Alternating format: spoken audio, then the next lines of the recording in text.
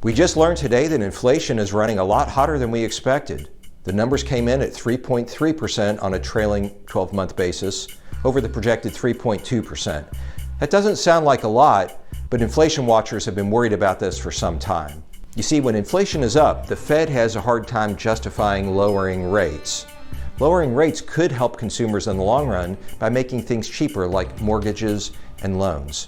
People are especially upset right now because after the results of the election, they expected prices to start to come down immediately.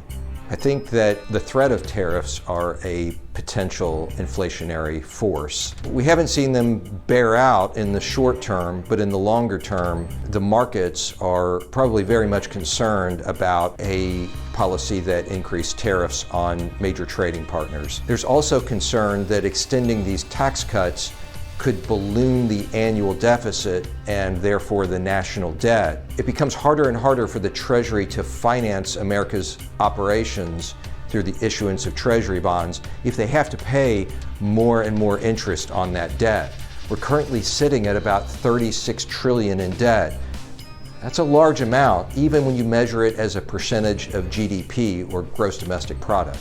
The promise of lowering prices immediately after the election was probably unrealistic to start with. Now that we're talking about extending tax cuts and implying tariffs on our trading partners, it's just going to make it harder to bring down inflation and allow the Fed to continue to cut interest rates to help consumers.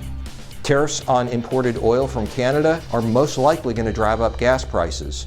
We're already getting ready to enter the higher traveling season with spring, summer about to occur. So anything that we do to exacerbate or increase gas prices is only going to hurt consumers, make inflation worse, and make it harder to afford consumer goods.